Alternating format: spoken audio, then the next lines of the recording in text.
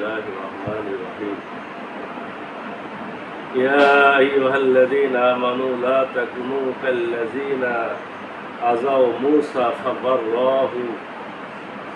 فبراه الله مما قالوا وكان عند الله وجيها يا أيها الذين آمنوا اتقوا الله وقولوا قولا سديدا يصلح لكم أعمالكم ويغفر لكم ذنوبكم ومن يطع الله ورسوله فقد فاز فوزا عظيما إنا عرضنا الأمانة على السماوات والأرض والجبال فأبين أن يحملنها وأشفقنا منها وحملها الإنسان إنه كان ظلوما جهولا ليعذب الله المنافقين والمنافقات والمشركين والمشركات ويتوب الله على المؤمنين والمؤمنات وكان الله غفورا رحيما আল্লাহ বলেন, হে যারা ঈমান এনেছো, মূসাকে যারা কষ্ট দিয়েছে তোমরা তাদের মতো হয়ো না। তারা যা রটনা করেছিল আল্লাহ তা থেকে তাকে নির্দোষ প্রমাণিত করেন, আর আল্লাহর নিকট সে মর্যাদাবান। হে যারা ঈমান এনেছো, আল্লাহ সচেতন হও এবং সঠিক কথা বলো, তাহলে তিনি তোমাদের জন্য তোমাদের আমল সমূহ সংশোধন করবেন এবং তোমাদের পাপ সমূহ ক্ষমা করবেন। আর যারা আল্লাহ তার রাসূলের আনুগত্য করে তার অবশ্যই মহা সাফল্য অর্জন করবে। নিশ্চয় আমরা আকাশ, পৃথিবী ও পর্বতমালার প্রতি এই আমানত অর্থাৎ শরীয়তের অবশ্য পালনীয় বিধান পেশ করেছিলাম। তারা তা বহন করতে অস্বীকার করল এবং তাতে শঙ্কিত হলো এবং মানুষ তা বহন করল। নিশ্চয় সে বড় জালেম ও অতিশয় বোধশক্তিহীন। পরিণামে আল্লাহ মুনাফিক পুরুষ ও মুনাফিক নারী এবং মুশরিক পুরুষ ও মুশরিক নারীকে শাস্তি দেবেন এবং মুমিন পুরুষ ও মুমিন নারীদের তওবা কবুল করবেন। আল্লাহ ক্ষমাশীল ও পরম দয়ালু। আমরা আজকে সূরা আল আহজাবের শেষ রুকু 69 নম্বর আয়াত থেকে 73 নম্বর আয়াত তেলাওয়াত এবং সরল অর্থ বলেছি। এই আয়াতগুলা বলতে পারেন যে সূরা আল আহজাবের উপসংহার, শেষ কথার মতোই। একটা আলোচনার শেষে যেরকম কথা বলা হয় সেরকম কথাই সূরা আল আহজাবের এই রুকুতে বলা হয়েছে। আল্লাহ প্রথমে বলছেন, যারা ঈমান এনেছো, মানে যারা ঈমানদার তোমরা, সে সাহাবে কেরাম থেকে শুরু করে আজ পর্যন্ত আমরা সবাই কে উদ্দেশ্য করে আল্লাহ বলছেন, যারা ঈমান এনেছো তোমরা মূসাকে যারা কষ্ট দিয়েছে তোমরা তাদের মতো হও না। মূসা নবীকে তার উম্মত, তারই যারা অনুসারী, এই যে বনী ইসরাইল, এনারা বহু রকমের বহুমুখী কষ্ট দিয়েছে। তার মানে একদিকে চলতে বললে তার আর একদিকে চলেছে। এক খাবার খেতে খেতে বলেছে এই খাবার খাও না, তুমি আর এক খাবার এনে দাও। মানে তাদের জন্য সন্তুষ্টি আসেন। এমনকি মূসা নবী নাই এ সুযোগে বাছুর পূজা করে ফেলেছে। মূসা নবী নাই হারুন নবীকে অমান্য করেছে। এরকম বহু ঘটনা ঘটেছে। আল্লাহ তাই বলছেন যে মূসাকে যারা কষ্ট দিয়েছে তোমরা তাদের মতো হয়েও না। তোমরা তাদের মতো হয়েও না মানে আমরা কাদের মতো হব না। তখন সাহাবায়ে কেরামকে বলা হয়েছে যে তোমরা রসুলকে কষ্ট দিও না। আল্লাহ রসুল সাল্লাল্লাহু আলাইহি সাল্লামের ব্যাপারে যে এই যে আয়াতগুলা আল আহজাব, ওই সময় আল্লাহ রসুল যেমন সর্বশেষ ঘটনা দেখলাম যে তিনি তার ফুফাতো বোন জয়নাব বিনতে জাহাজকে বিয়ে করা নিয়ে অনেক মিথ্যা রটনা, অনেক মিথ্যা গল্প, উল্টাপাল্টা কথা ছড়াইয়া দিল। তো তারা সাহাবায়ে কেরামের সুন্নতে কেউ কেউ আবার সাহাবী হওয়া সত্ত্বেও ওই মুনাফিকদেরকে তাল মিলাই দিল, মানে বুঝতে পারল না। তাদের মিথ্যা রটনা এমন হলো যে অনেক ইমানদার বদরি সাহাবী পর্যন্ত আপনার ওই ওদের সাথে কিছুটা সায় দিয়ে দিয়েছিল। আল্লাহ সাবধান করলেন যে যা হয়েছে হয়েছে, এরপরে ভবিষ্যতে তোমরা যাচাই বাছাই না করে মুসা নবীকে যেভাবে কষ্ট দেওয়া হয়েছিল আমার রসুলকে তোমরা সেভাবে কষ্ট দিও না। এখন রসুলকে কষ্ট কিভাবে আমরা দেব না? এখন তো আল্লাহ রসুল কাছে নাই, সামনে নাই। এখন আল্লাহ রসুলের নাম উচ্চারণ করলে তাকে সালাম দেওয়া, দরুদ পাঠানো, তার কথা শুনলে ভদ্রতা সূচকভাবে কথা শোনা, মান্য করা, আল্লাহ রসুল আলোচনা যেখানে হবে সেখানে উচ্চ স্বরে কথা না বলা, পরিবেশটা সুন্দর রাখা, এগুলা হলে এখনকার আদব। এখন আল্লাহ রসুল সাল্লাল্লাহু আলাইহি ওয়াসাল্লাম যে বিধানগুলো দিয়েছেন সেগুলা অমান্য না করা, সেই বিধানগুলো সুন্দরভাবে পালন করা, এটা হলো আমাদের দায়িত্ব। এরপরে উদাহরণ দেওয়া হয়েছে মুসা নবীকে তারা কি কষ্ট দিয়েছিল, তার মধ্যে তারা যা রটনা করেছিল আল্লাহ তা থেকে তাকে নির্দোষ প্রমাণিত করেন, আর আল্লাহর নিকট সে মর্যাদাবান। আল্লাহ রসুল মুসা নবীর ব্যাপারে আল্লাহ বলছেন তিনি কিন্তু একজন মর্যাদাবান মানুষ। কোরআনুল কারিমে সব থেকে যে নবীর নাম বেশি লেখা আছে তার নাম মুসা। তার ঘটনা, অনেক ঘটনা, রব্বুল আলামিন তাকে সম্মানিত করেছেন, মর্যাদা দিয়েছেন, মর্যাদাবান একজন রসুল। আল্লাহ নিজেই বলছেন তিনি মর্যাদাবান। তারা যা রটনা করেছিল আল্লাহ তা থেকে তাকে নির্দোষ প্রমাণিত করেছেন। তার বিরুদ্ধে অনেক মিথ্যা রটনা তারা রটাইছে। কেমন মিথ্যা রটনা রটিয়েছে? তার নিজের বড় ভাই হারুন আলাইহিস সালাম, মুসা নবী বেঁচে থাকতে হারুন নবী মারা গেলেন। আপনার রটনা রটায় দিল যে মুসা নবী ভাইকে হত্যা করেছে। এমন অবস্থা হয়েছিল যে ফেরেশতাদেরকে এসে আপনার প্রমাণ করতে হয়েছে যে না, এই তখন তো এখনকার মতো গোয়েন্দা বিভাগ ছিল না, এত কিছু ছিল না। ফেরেশতারা এসে প্রমাণ করতে হয়েছে যে না, মুসা নবী হত্যা করেননি, তিনি এমনি মারা গেছেন। মুসা নবীর ব্যাপারে কারণ কিন্তু মুসা নবীর নিজের আত্মীয়।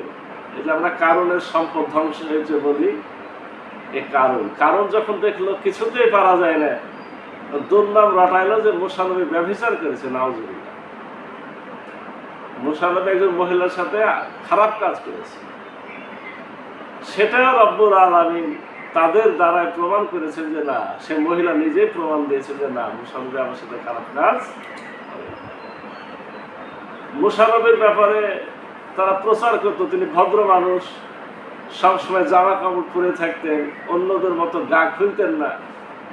তার গায়ে শ্বেত রোগ আছে, মানে চামড়াতে যে সাদা দাগ আছে, ওই লেগে মুসা নবী সবসময় জামা পরে থাকতেন।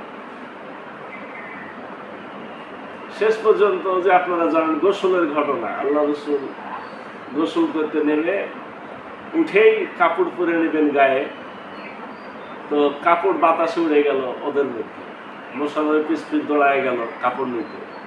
প্রমাণ হলো যে গায়ে কোনো শ্বেত রোগ নাই।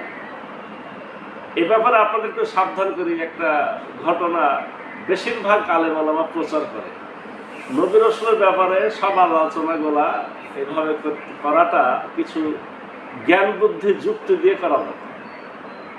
এগুলার সাথে আর একটা ঘটনা প্রচলিত আছে, মুসা নবীর ভিতরে অসুখ ছিল, এটা দেখানোর জন্য তাকে উলঙ্গ করে আল্লাহ হাজির করলেন। আচ্ছা, এটা আপনাদের কাছে বিবেকে কেমন লাগে যে আল্লাহকে কি এটা একজন নবীকে গোটা উলঙ্গ করে সবার সামনে হাজির করে প্রমাণ করতে হবে যে তার ভিতরে অসুখ নাই? মানে দেখেন, অনেকগুলো ঘটনার মধ্যে ওই একটা ঘটনা বা বেশি গল্প, মানে এই আয়াত পড়ে ওই একটা ঘটনা বলবে, বাকিগুলো বলবে না।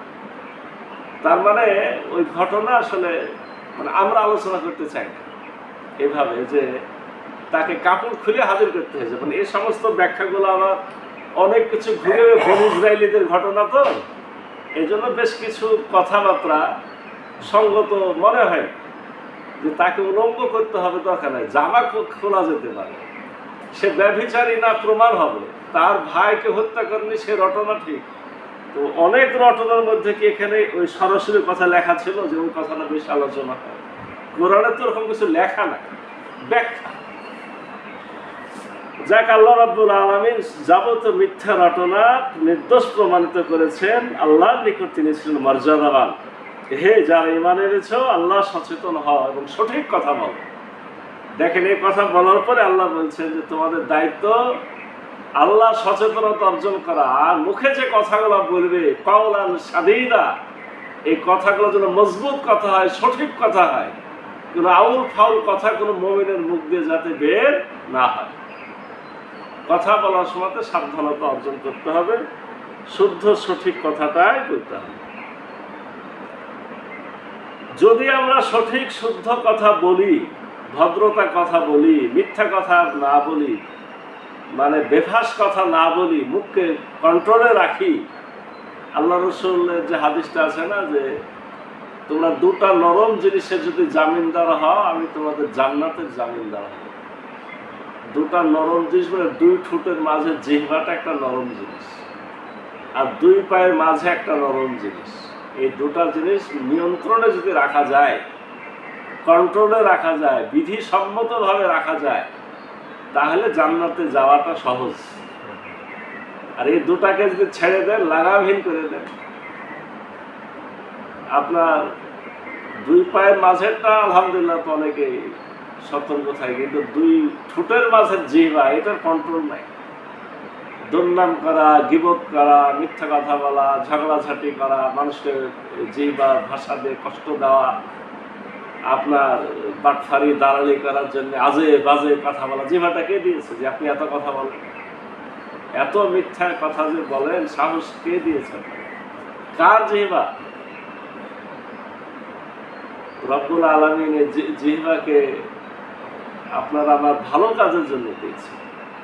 অতএব এটাকে নিয়ন্ত্রণ করতে, যদি নিয়ন্ত্রণ করা যায় লাভ কি? আল্লাহ বলছেন তিনি তোমাদের জন্য তোমাদের আমল সমূহ সংশোধন করবেন এবং তোমাদের পাপ সমূহ ক্ষমা করবেন।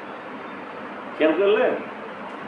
সালাত, ইন্না সালাতা তানহা আনিল ফাহশাই ওয়াল মুনকার। সালাত মানুষকে যাবতীয় অন্যায় অশ্লীল কাজ থেকে বাঁচাইয়া দেয়।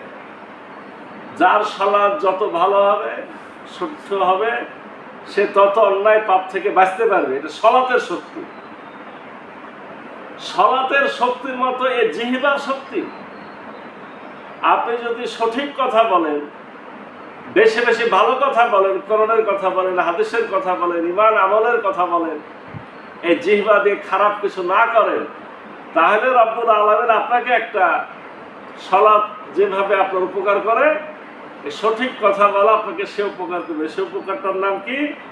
আপনার আমল সমূহ সংশোধন হবে, আমলের মধ্যে ভুল ত্রুটিগুলা কি হয়ে যাবে? দূর হয়ে যাবে, এবং পাপ সমূহ ক্ষমা করবেন। সঠিক কথা বলতে পারলে পাপও মাফ হয়ে যাবে। কত সুন্দর কথা! আর যারা আল্লাহ ও তার রাসূলের আনুগত্য করে, তারা অবশ্যই মহা সাফল্য অর্জন করে। আল্লাহ এবারে কোরআনের কথা বলছেন, আল্লাহর বিধানের কথা বলছেন, আল্লাহর ফরজিয়াতের কথা বলছেন, আল্লাহর আইনের কথা বলছেন, শরীয়তের বিধানের কথা বলছেন। নিশ্চয় আমরা আকাশ, পৃথিবী ও পর্বতমালার প্রতি আমানত পেশ করেছিলাম। সোজা ভাষায় এই আমানত বলতে কোরআন। আমানত মানুষের কি কাজে আসে? উপকারের জন্য আসে। আমানত আপনাকে ক্ষতি থেকে বাঁচানোর জন্য আসে। এই কোরআন থেকে আমাকে লাভ করতে হবে, ক্ষতিগ্রস্ত হওয়া যাবে না। আল্লাহর প্রথম সৃষ্টি মানুষ হযরত আদম আলাইহিস সালাম যখন দুনিয়াতে এসেছিলেন, তখন তিনি আকাঙ্ক্ষাই করেছিলেন যে আমি কিভাবে বাঁচব। তো রব্বুল আলামিন বললেন, বাঁচার বুদ্ধি একটা, যে তোমাকে ভালো কাজ করতে হবে, অন্যায় কাজ থেকে বেঁচে থাকতে হবে, শয়তানের প্ররোচনায় পড়া যাবে না। সে পথ কোথায় পাবো? আল্লাহ বললেন যে আমি বিধান পাঠাবো। এই আমানত পাঠাবো, এটা দেখে দেখে চলবে। কিন্তু এই আমানত রব্বুল আলামিন প্রথমে পাহাড়ে, জমিনে, আসমানে রাখতে চেয়েছিলেন। তো ওরা বলেছিল যে আমাদের এগুলার দরকার নেই, তারা ভয় পেয়েছিল। আল্লাহ এখানে বলছেন কথাটা, যে তা বহন করতে তারা অস্বীকার করেছিল, তাতে শঙ্কিত হয়েছিল। তারা বলল যে এটা আমরা বহন করতে পারবো না, আমাদের আদেশ নিষেধের কোনো দরকার নেই, আমরা একরকম হয়ে থাকবো, আপনি যদি ধ্বংস করার করবেন। আর হযরত আদম আলাইহিস সালামের আশা হলো যে আমি ভালো কাজ করতে পেরে, পাশ করতে পারলে জান্নাতে যাব, তাহলে আমার বিধানগুলো দরকার। আর শয়তান যেহেতু আমার সাথে আসবে, তো শয়তানের কথা থেকে বাঁচার জন্য কোনটা সঠিক কোনটা বেঠিক, এই জন্য বিধান দরকার। আসমান জমিন বিধান নিতে রাজি হয়নি যে আল্লাহ আমাদেরকে দরকার নাই, আমরা যেভাবে আছি এইভাবে পার হতে চাই। আর আদম আলাইহিস সালামের দরকার ছিল, চেয়ে নিয়েছে, আমরা চেয়ে নিয়েছি, আমাদের বড় টার্গেট জান্নাতে যাব। এটা একটা ব্যাখ্যা হতে পারে। আর একটা ব্যাখ্যা হলো যে আল্লাহ এটা উদাহরণ দিতে চাচ্ছেন, এই বিধিবিধান, আল্লাহর শরীয়ত, এই কোরআনের মূল্য কত বেশি। বিশাল আকারের পাহাড়, পর্বত, জমিন, আসমান, তাদের মতো জিনিসগুলা এটা দেখে ভয় পেয়েছে। আর মানুষ তোমরা এটা সাহস করে গ্রহণ করেছো। আল্লাহ বলছেন নিশ্চয় সে দায়িত্ব নিয়ে তা পালন না করার কারণে বড় জালেম, অতিশয় শক্তিহীন। তার মানে কোরআনের বিধানগুলো আমরা দায়িত্ব হিসেবে নিয়ে নিয়েছি, আমানতটাকে দায়িত্ব হিসেবে নিয়ে নিয়েছি। এখন যদি এটার দায়িত্ব আমরা পালন না করি, তাহলে আমরা কি হব? জালেম, আমরা আহাম্মক, আমরা বড় অজ্ঞ। না মানার কারণে আমরা জালেম, আর না বুঝার কারণে আমরা অজ্ঞ। তা আমরা দুইটাই তো, আমরা বুঝতেও চাই না, মানতেও চাই না, তাহলে আমরা জালেম এবং অজ্ঞ দুটাই। এতে কি হবে? এই জালেম আর অজ্ঞ হলে কি হবে? আল্লাহ বলছেন, আল্লাহ মুনাফিক পুরুষ ও মুনাফিক নারী, মুশরিক পুরুষ, মুশরিক নারীকে শাস্তি দেবেন। এই বিধিবিধান যারা মানবে না, অস্বীকার করবে, পালায় যাবে, কোরআন হাদিস বুঝবে না, শিখবে না, তারাই তো হয় মুশরিক হবে, না হলে মুনাফিক হবে, তারা শাস্তি পাবে। আর যারা মুমিন পুরুষ, মুমিন নারী, আল্লাহ তাদের তওবা কবুল করবে। মুমিন পুরুষ, মুমিন নারী বিধান জানার সাথে সাথে যখন আনুগত্য প্রকাশ করবে, ভুলটার জন্য আল্লাহর কাছে মাফ চাবে, আল্লাহ তখন তাকে মাফ করে দেবে। আল্লাহ ক্ষমাশীল, পরম দয়ালু। আল্লাহ যেহেতু গফুর, তিনি রহিম, অতএব তিনি ক্ষমা করবেন, তিনি দয়া করবেন। সুন্দরভাবে সূরা আহজাবের শিক্ষা আপনার জন্য শেষ কয়েকটা আয়াতে আল্লাহ বলে দিলেন, আমাদের জন্য আহ্বান যে আমরা এখন কি করব। আমাদের করণীয় কথাগুলো এখানে আছে। আল্লাহ আমাদের নবী রাসূলদের ব্যাপারে সতর্ক সাবধান থাকা, সত্য কথা, সঠিক কথা বলার, এবং কোরআনের সাথে যাতে বেয়াদবি না হয়ে যায়, কোরআনের প্রতিও সম্মান মর্যাদা দিয়ে কোরআনের বিধিবিধান শিখে সেভাবে আমলের তৌফিক দান করুন সকলে। আল্লাহুম্মা আমিন।